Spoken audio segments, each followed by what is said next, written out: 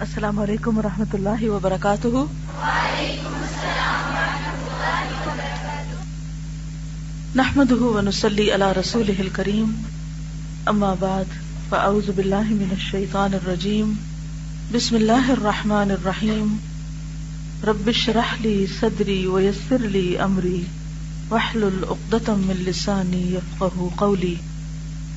فصل 45، ایسی بلندی ایسی پستی الامان، یعنی کہاں انسان اپنی نیکی اور اطاعت کی وجہ سے اونچے مراتب حاصل کرتا ہے اور کہاں وہ اللہ کی نافرمانی اور ناراضگی کی وجہ سے سب سے نیچے جا گرتا ہے۔ معاصی کی ایک سزا یہ بھی ہے کہ گناہ انسان کو سفلہ اور پست کر دیتے ہیں، حالانکہ انسان علو اور رفعت کے لیے پیدا کیا گیا ہے۔ علو کہتے ہیں بلندی کو، اور اس کی دلیل کیا ہے؟ اللہ سبحانہ وتعالیٰ نے آدم علیہ السلام کو فرشتوں کے ذریعے سجدہ کروایا۔ اللہ تعالیٰ نے مخلوق دو قسم کی پیدا کی ہے، علیہ رفیع المرتبہ یعنی بلند، اور سفلہ پست۔ پہلی قسم کا مقام علیین ہے اور دوسری کا اسفل السافلین، سجین بھی کہا جاتا ہے۔ اہل طاعت کو یعنی اللہ کی فرما برداری کرنے والوں کو اللہ تعالیٰ دنیا اور آخرت دونوں میں علو اور رفعت عطا فرماتا ہے، اور اہل معصیت یعنی گناہگاروں کو دنیا اور آخرت دونوں میں ذلیل اور پست کر دیتا ہے۔ اہل طاعت کو اللہ تعالیٰ نے ہمیشہ اپنی عزیز ترین مخلوق بنایا اور ساری مخلوق سے زیادہ انہیں عزیز رکھا ہے۔ معصیت یعنی گناہ کو اس نے ذلیل ترین چیز قرار دیا ہے، اہل طاعت کو اس نے ہمیشہ عزت دی اور نافرمانوں کو ذلیل و خوار کیا۔ حضرت عبداللہ بن عمر رضی اللہ عنہ سے مروی ہے کہ حضرت صلی اللہ علیہ وسلم نے ارشاد فرمایا، جعلت الذلۃ والصغار علی من خالف امری، مسند احمد بن حنبل، میرے حکم کی مخالفت کرنے والے پر ذلت و خواری لازم کر دی گئی۔ انسان جب گناہ اور اللہ کی نافرمانی کرتا ہے تو اپنے درجات سے نیچے گرتا چلا جاتا ہے، اپنے مقام سے نیچے آ جاتا ہے۔ کون کون یہ پسند کرتا ہے نیچے گرنا؟ واقعی سوچ کے جواب دیجیے۔ آپ دیکھیے کہ دنیا میں اگر انسان کے پاس کھانا نہیں، کپڑا نہیں، تو وہ بھی ایک تکلیف کی بات ہے، لیکن جب کسی انسان کو اس کے مرتبے سے نیچے گرایا جاتا ہے یا پھر اس کی ذلت اور حقارت اور توہین ہوتی ہے، اس کی انسلٹ ہوتی ہے، تو یہ چیز بھوکے اور ننگے رہنے سے بھی زیادہ انسان کے لیے دکھ اور الم کا سبب بنتی ہے، دنیا میں بھی، اور کہاں آخرت کی ذلت جو ہمیشہ کے لیے۔ تو اگر ہم چاہتے ہیں کہ ہم دنیا اور آخرت میں ذلیل اور رسوا نہ ہوں تو کیا کرنا ہوگا؟ گناہ چھوڑنے ہوں گے۔ گناہ کی پہچان کیا ہے؟ الاثم ما حاک فی نفسک، جو دل میں کھٹک جائے، اور مزید تفصیل کیا ہے اس کی؟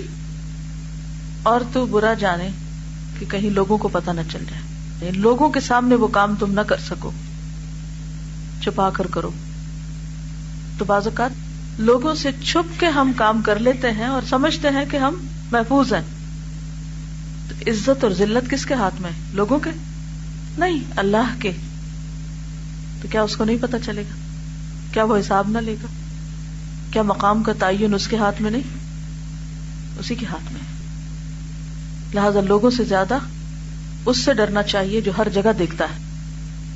انسان جب گناہ اور اللہ کی نافرمانی کرتا ہے تو اپنے درجات سے نیچے گرتا چلا جاتا ہے، اور جو جو گناہ کرتا رہے گا، یعنی جتنا وہ اس گناہ کو کنٹینیو کرے گا، کرتا جائے گا، نیچے گرتا چلا جائے گا، تاکہ یعنی حتیٰ کہ وہ اسفل ترین درجے میں جا گرے گا۔ اور جب وہ طاعت اور عبادت سے اپنے کو مزین اور آراستہ کرے گا، درجہ بدرجہ بلند ہوتا چلا جائے گا، تاکہ یعنی وہ اعلیٰ علیین تک پہنچ جائے گا، اعلیٰ ترین مقام تک۔ کبھی کبھی ایسا بھی ہوتا ہے کہ ایک انسان اپنی زندگی میں ترقی اور رفعت کے کام انجام دیتا ہے، یعنی اچھے کام بھی کرتا ہے اور تنزل اور انحطاط کے بھی، غلط بھی کرتا ہے جو اس کو نیچے لے جاتے ہیں. ہوتا نا ایسے کہ ایک طرف ایک شخص بہت اعلیٰ درجے کی نیکیاں کر رہا ہوتا ہے، دوسری طرف کچھ غلط کام بھی کر رہا ہوتا ہے. اب وہ کہاں کھڑا ہوگا؟ اس صورت میں بھی اس کی شمولیت اسی جانب ہوگی جو جانب غالب ہوگی. اگر نیکی غالب ہے تو درجہ بڑا ہوگا، یعنی اس طرف جھکاؤ زیادہ ہوگا، اور اگر برائی غالب ہے تو اس طرف. جیسے آخرت میں میزان ہوگا، پلڑے ہوں گے انسان کے اعمال کے. ایک آدمی 100 درجے ترقی کرتا ہے اور 1 درجہ نیچے گرتا ہے. اس کا حال وہ نہیں ہے جو اس کے برعکس عمل کرنے والے کا ہے کہ 100 درجے نیچے گرتا ہے اور صرف 1 درجہ ترقی کرتا ہے. بعض لوگوں کو یہاں سخت مغالطہ ہو جاتا ہے. مغالطہ کس کو کہتے ہیں؟ غلط فہمی، کہ انسان کبھی کسی بڑے گناہ کی وجہ سے اس قدر نیچے گر جاتا ہے کہ مقام رفعت سے بہت دور جا پڑتا ہے، اتنا دور جیسے مشرق سے مغرب یا زمین سے آسمان. اب اس تنزل کے مقابلے میں وہ 1000 درجے ترقی کر جائے، اس کی تلافی ناممکن ہوتی ہے. جیسا کہ اس روایت سے معلوم ہوتا ہے، حضرت صلی اللہ علیہ وسلم کا ارشاد ہے، ان العبد لا يتكلم بالكلمة الواحدة لا يلقي لها بالا يهوى بها في النار ابعد ما بين المشرق والمغرب. صحیح بخاری. بندہ کبھی لاپرواہی کی وجہ سے کوئی ایک بات ایسی کہہ جاتا ہے جس کی وجہ سے وہ جہنم کے ایسے گڑھے میں پھینک دیا جاتا ہے جس کی گہرائی مشرق و مغرب کے فاصلے سے بھی زیادہ ہوتی. اس قسم کے تنزل یعنی ڈاؤن فال اور انحطاط کی تلافی کس بلندی اور کون سی ترقی سے ہو سکتی؟ یعنی کیا پتا ہم میں سے کسی نے ایسا کر دیا ہو تو اب کیا کرے؟ پھر بلندی کی طرف کیسے جائے؟ تلافی کیسے کرے؟ حقیقت یہ ہے کہ تنزل اور انحطاط تو انسان کے لیے لابدی چیز ہے. یعنی گناہ تو ہوں گے اس سے، لیکن اس کی شکلیں مختلف ہیں. بعض لوگ غفلت کی وجہ سے نیچے گر جاتے ہیں، سلپ ہو جاتے ہیں. ایسے لوگ جب بیدار ہوتے ہیں تو اپنے اصل درجے بلکہ اس سے بھی بلند ہو جاتے ہیں. یعنی پہلے پتہ ہی نہیں تھا کسی چیز کا تو پستی کی طرف جا رہے تھے، جب پہچانا خود کو خدا کو تو پھر بہت بڑوں سے بھی آگے نکل گئے. جس قدر بیداری ہوگی، شعور بیدار ہوگا، ہوش آ جائے گا، اسی قدر بلندی اور رفعت بھی ہوگی. تو اس لیے مایوس نہیں ہونا چاہیے انسان کو کہ میں نے اتنی عمر کہاں گنوا دی اور کیا کرتا رہا. یہ شیطان کا ایک وار ہوتا ہے کہ ماضی کی ایسی یادیں انسان کے اندر بار بار ابھار کر انسان کو مستقبل سے بھی فائدہ اٹھانے نہیں دیتا یا حال کو گنوا دیتا ہے. تو اگر ہمیں کبھی عمر کا ایک ایسا حصہ گزرا کہ پتہ ہی نہیں تھا کہ کیا کرنا چاہیے اور کیا نہیں، اور اب پتہ چلا اور پچھلی ساری غفلت کی تلافی ہو رہی ہے، تو امید کی جا سکتی ہے کہ بہت سے بیدار لوگوں سے بھی زیادہ آگے چلے جائیں. بعض لوگ کسی مباح چیز میں الجھ جانے کی وجہ سے نیچے گر جاتے ہیں. یعنی وہ اعلیٰ درجے کا کام کر سکتے ہیں لیکن وہ معمولی درجے پہ یا فضیلت والا کام نہیں، بس ٹھیک ہے جائز کام ہے، اس میں پڑے رہتے ہیں. وہ حرام کی کیٹیگری میں نہیں آتا، گناہ میں نہیں آتا، مباح ہے، اٹس اوکے، لیکن ظاہر ہے کہ ثواب تو نہیں نا، فائدہ تو نہیں ہے اس کا. طاعت و عبادت کا ارادہ ہی ان میں بیدار نہیں ہوتا. اس قسم کے لوگوں کی حالت مختلف ہوا کرتی ہے. جب اس قسم کے لوگ طاعت کی طرف رجوع کرتے ہیں تو کبھی وہ اپنی ترقی اور بلندی کے اصل درجے تک پہنچ جاتے ہیں، کبھی اس سے بھی بلند مقام تک اور کبھی اس سے پیچھے رہ جاتے ہیں. کبھی ایسے لوگوں میں ہمت پہلے سے زیادہ آ جاتی ہے، کبھی یہ ہمت پست ہو جاتی اور کبھی ویسی ہمت آ جاتی جو پہلے تھی. ایسے ہوتا ہے نا، اوپر نیچے ہوتے رہتے ہیں. بعض لوگ معصیت اور صغیرہ یا کبیرہ گناہوں کی وجہ سے اصل درجے سے نیچے گر جاتے ہیں. ایسے لوگوں کے لیے اپنے اصل درجے تک پہنچنے کے لیے توبہ نصوح یعنی خالص توبہ اور انابت صادقہ ضروری. انابت ہوتا ہے اللہ کی طرف رجوع کرنا، صادقہ یعنی سچی، صحیح معنوں میں. یہاں اس بارے میں علماء میں اختلاف ہے کہ کیا توبہ کرنے سے گناہگار آدمی اپنے اصل مقام اور اصل درجے تک پہنچ سکتا ہے. کوئی مثال؟ جیسے آدم علیہ السلام تھے، یا یونس علیہ السلام، یا موسیٰ علیہ السلام، داؤد علیہ السلام، اور اس طور پر کہ گناہ کا اثر بالکل محو ہو جائے اور کسی قسم کا اثر بھی باقی نہ رہے، یا وہ اپنے اصل مقام اور اصل درجے تک پہنچ ہی نہیں سکتا، اور توبہ کا اثر صرف اس قدر ہے کہ عقوبت اور سزا اس سے ساقط ہو جائے گی، تقرب کا درجہ جو اس نے کھو دیا ہے وہ حاصل ہی نہیں ہو سکتا۔ تو اس بارے میں اختلاف ہے، بعض کہتے ہیں کہ نہیں وہ واپس اصل مقام پہ چلا جائے گا، اور بعض کہتے ہیں کہ نہیں۔ تو ابھی دیکھتے ہیں کیا لکھتے ہیں علماء، اس بارے میں مختلف رائے رکھتے ہیں۔ بعض کہتے ہیں کہ انسان جن اوقات میں گناہ کرتا ہے ان میں وہ طاعت و عبادت میں مشغول رہ کر ترقی کے چند مدارج اور طے کر سکتا تھا، اس کے اندر ترقی مدارج کی استعداد اور قابلیت موجود تھی، یعنی اوپر جانے کی صلاحیت تھی، اس لیے وہ اپنے سابق صالح اعمال اور نیکیوں کے ساتھ ترقی کر سکتا تھا، آگے بڑھ سکتا تھا۔ اس کی مثال یوں سمجھیے کہ ایک انسان روزانہ اپنے مال کے ذریعے تجارت کرتا ہے، مال جس قدر زیادہ ہوتا ہے زیادہ منفعت حاصل کرتا ہے، یعنی نفع ہوتا ہے، پروفٹ ہوتا ہے۔ معصیت، گناہ یا تعطل کے زمانے میں یہ ترقی اور منفعت اپنے اعمال صالح اور اصل رأس المال کے ساتھ رک جاتی ہے۔ مثلا ایک شخص کی دکان ہے، روز جاتا ہے، روز نفع کماتا ہے، سنڈے کو دکان بند کر دیتا ہے، تو کیا ہوتا ہے؟ اس دن بھی اس کو وہی پروفٹ ملتا ہے؟ نہیں، تو وہ ایک دن کی جو چھٹی ہے یا اس نے اپنا بزنس چھوڑ دیا تو وہ کیا ہوتا ہے؟ اگر دکان میں کچھ اور نہیں گھسا تو وہ مال جو اس کا ہے وہ وہیں رکھا ہوا ہے، جب اگلے دن جا کے وہ کھولے گا، پھر نیا بزنس کرے گا، پھر پروفٹ شروع ہو جائے گا۔ لیکن ایک دن کے گیپ آنے سے وہ عمل وہیں پر رکا رہا۔ وہ جب دوبارہ عمل شروع کرے گا تو نئے سرے سے نیچے سے اوپر کی طرف صعود یعنی اوپر جانا اور ترقی کرے گا، لیکن اس سے بیشتر وہ مسلسل ترقی ہی کر رہا تھا، یعنی منڈے ٹو سیٹرڈے وہ کیا کر رہا تھا؟ مسلسل پروفٹ حاصل کر رہا تھا۔ سنڈے کو جو کلوز کیا تو وہاں رک گیا، اگر نہ رکتا تو کتنی ترقی کرتا؟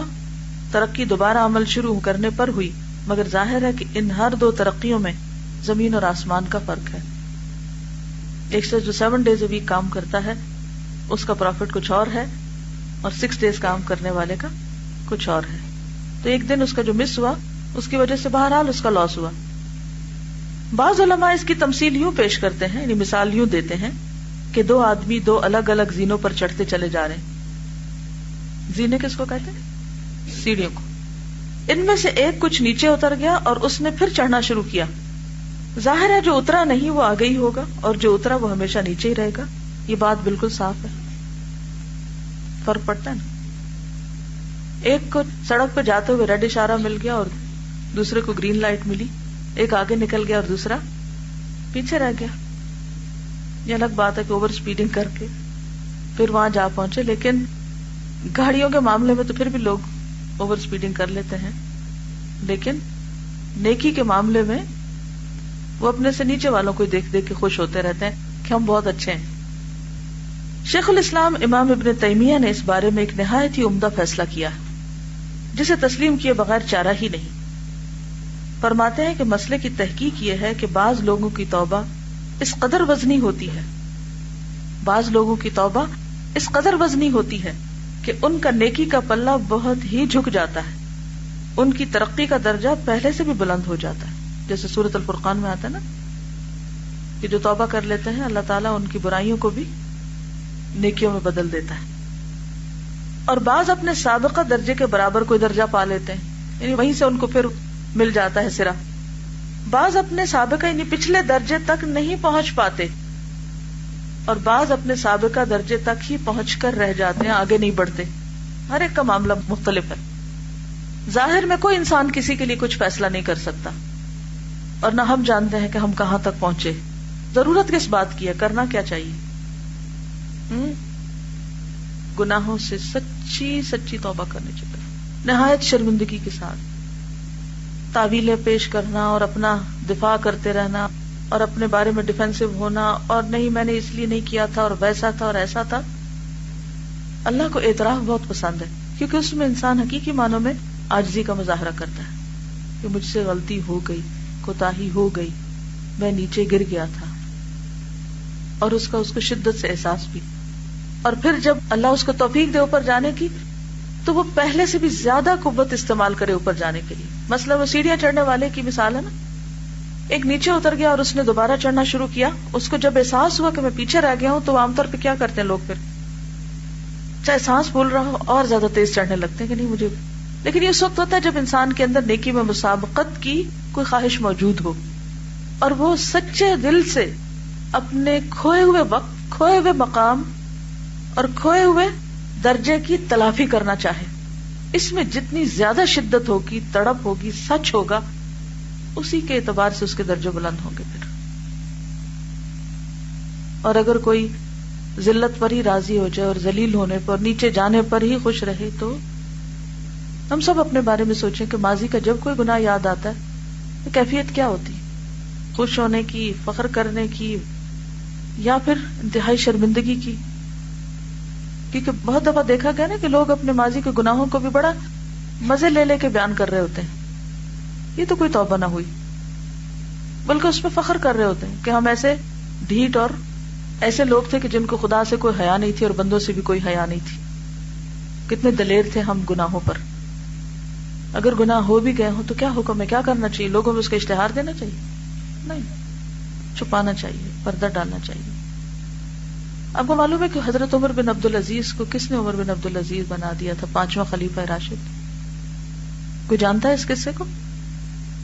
جب وہ مدینہ کے گورنر تھے تو کیا کیا تھا انہوں نے خلیفہ کے حکم سے ایک شخص کے اوپر کوڑے برسائے تھے.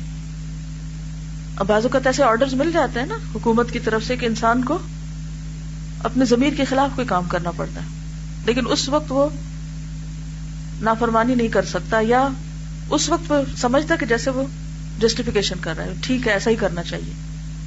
لیکن انسان کا ضمیر ساتھ ہوتا ہے نا، تو بعض اوقات جب انسان غلطی کر چکتا ہے نا پھر ہوش آتی ہے کہ کیا کیا، ایسا تو نہیں کرنا چاہیے تھا، یہ میں نے کیا، کیوں کیا، یہ غلط تھا. تو بہرحال ان سے بھی جب غلطی ہو گئی تو اس کے بعد انہیں بہت شدت کے ساتھ اس کا احساس ہوا، اور بقیہ عمر انہوں نے رونے دھونے میں گزاری کہ مجھ سے کیوں ہوا. اسی وجہ سے ان کے اندر انتہائی درجے کا خدا کا خوف آیا اور آخرت کا خوف. اور تاریخ میں آتا ہے کہ وہ سوتے ہوئے ہڑبڑا کے اٹھ بیٹھتے تھے کہ اگر اللہ نے مجھ سے پوچھ لیا تو میں کیا جواب دوں گا، پھر اس کو جواب نہیں. تو بات یہ ہے کہ ہم میں سے ہر شخص اپنے اندر جھانکے. ہم میں سے ہر شخص گناہ کرتا ہے، کوئی بھی ایسا نہیں کہ جو فرشتہ، سب سے غلطی ہوتی، لیکن اعتراف کے درجے فرق ہوتے ہیں.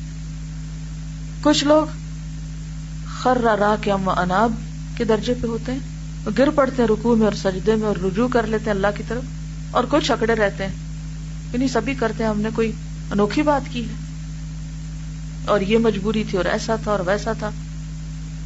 بہت سے بہانے ہوتے ہیں. تو پھر اللہ کو پتا ہے نا کون سچا اور کون نہیں، کون بہانے باز ہے، کس کے اندر ابھی تک اپنی انا باقی ہے.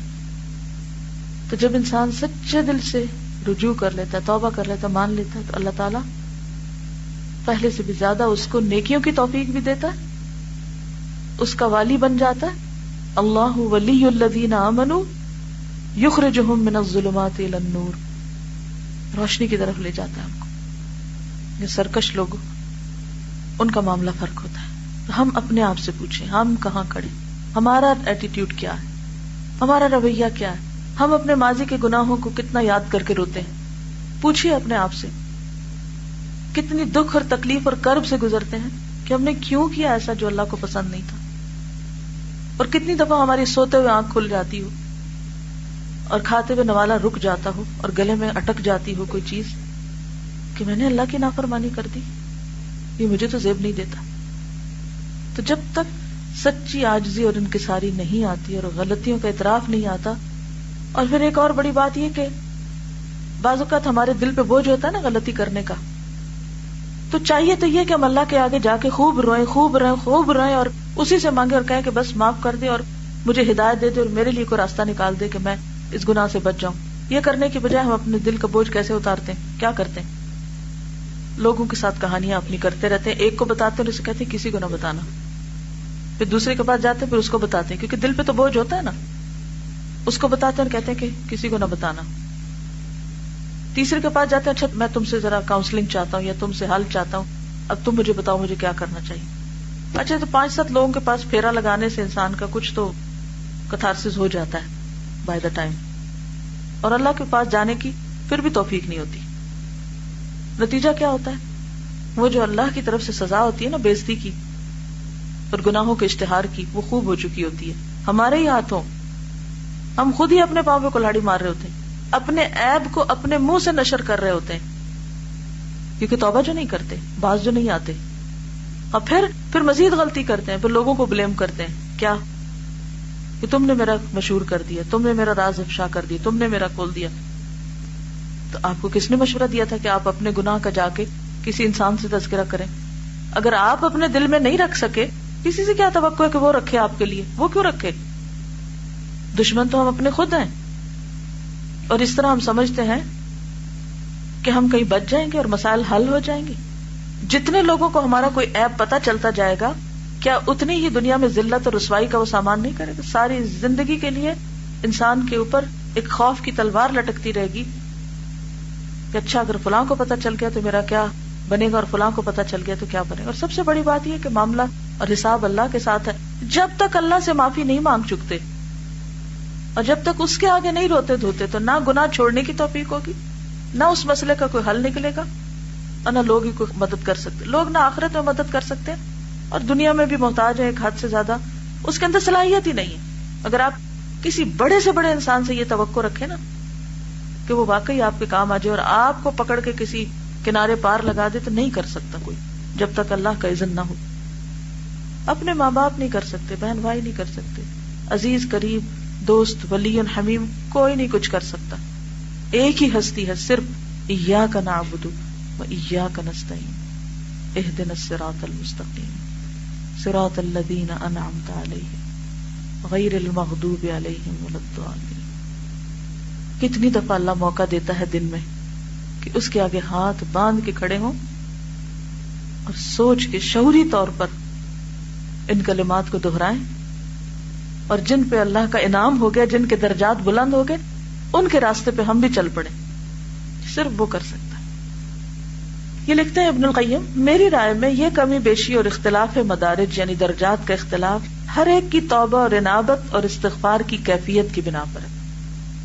بات وہی ہے جو ابھی ہوئی کہ اصل چیز ہے کہ استغفار کی، اور کس طرح کی استغفار کی، کیسی توبہ کی کہ انسان سجدے سے سر نہ اٹھائے جب تک یقین نہ ہو جائے دل کو، اور کوئی آ کے سرگوشی نہ کر دے کہ معاف کر دیے گئے. گناہگار بندہ جب اپنے معاصی کی وجہ سے شرمندہ اور شرمسار ہوتا ہے، اور اس میں ذلت و خواری، عاجزی اور انکسار، خاکساری و فروتنی، خضوع و خشوع، رجعت الی اللہ، اجتناب معاصی، خوف و خشیت اور تضرع و زاری کی خاص کیفیت پیدا ہو جاتی ہے.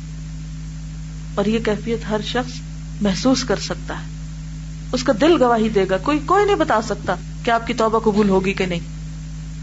آپ کے اندر سے آواز آئے گی. یہ چیزیں کبھی کسی کے اندر پوری قوت سے نمود کرتی ہیں، جس سے توبہ کرنے والا اس درجے سے بھی آگے نکل جاتا ہے جہاں وہ گناہ کرنے سے پہلے تھا.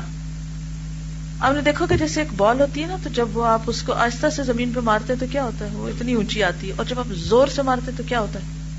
اونچی جاتی ہے. جتنی زور سے مراد یہ کہ جتنی شدت کے ساتھ آپ اللہ کے آگے جھکتے ہیں، جتنی زیادہ صداقت کے ساتھ توبہ کرتے ہیں، اتنے ہی زیادہ درجوں میں بلندی ہوتی ہے، حتیٰ کہ انسان پہلے سے بھی زیادہ اوپر جاتا ہے. لیکن کوئی خود کو توڑے تو صحیح. تو توبہ کرنے والا اس درجے سے بھی آگے نکل جاتا ہے جہاں وہ گناہ کرنے سے پہلے تھا، اور گناہ کرنے سے پیشتر وہ جس درجے کا نیک تھا اس سے کہیں زیادہ نیک بن جاتا ہے. اور کئی لوگوں کی زندگی میں ایسی چیزیں نظر بھی آتی. کوئی مثال یاد آ رہی؟ عبداللہ بن مبارک، عمر رضی اللہ تعالیٰ عنہ، فضیل بن ایاز، خالد بن ولید، کعب بن مالک، بہت ساری مثالیں تاریخ میں. انعمت علیہم. ایسے آدمی کے حق میں گناہ ایک رحمت بن جاتا ہے. گناہ سے قبل اس کا قلب غرور آشنا تھا، مغرور تھا. عجب اور نخوت اس کے اندر بھری ہوئی تھی. عجب یعنی خود پسندی میں مبتلا تھا.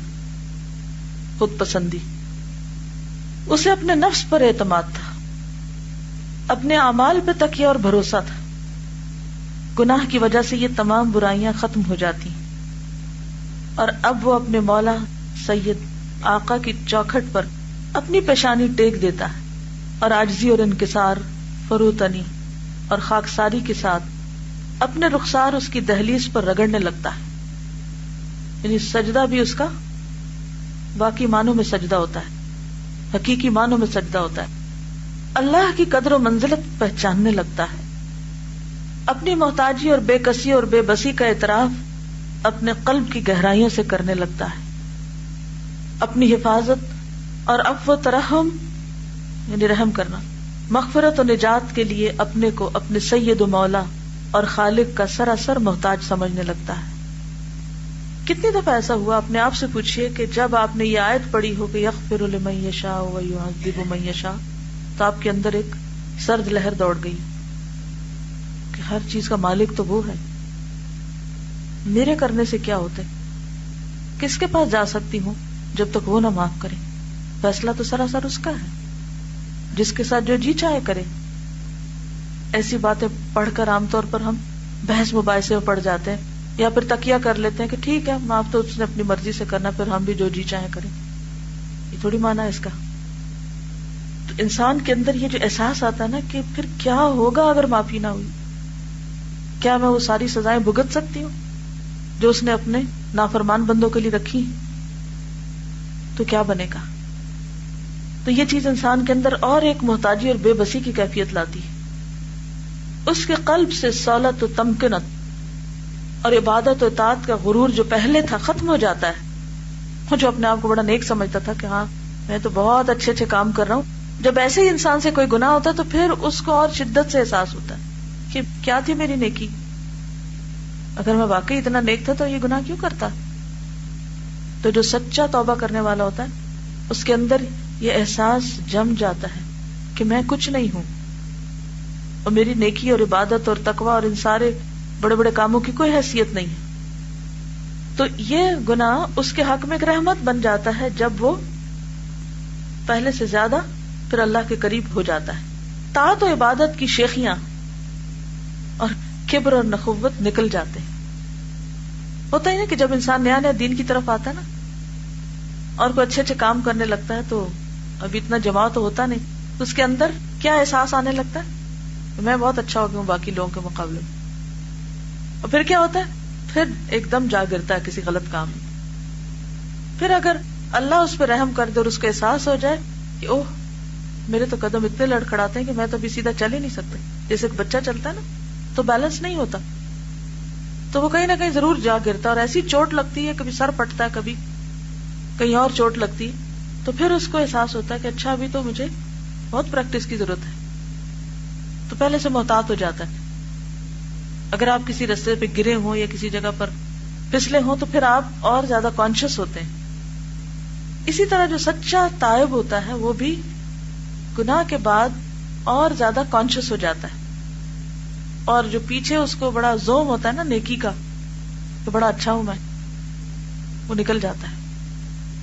لیکن کچھ لوگ ان پہ الٹا ری ایکشن ہوتا ہے، وہ پہلے سے بھی زیادہ اصرار کرتے ہیں اپنے گناہ پر اور اپنی غلطی پر، اور یہیں سے پھر وہ شیطان کے دوست بن جاتے ہیں. شیطان نے یہی تو کیا تھا، خود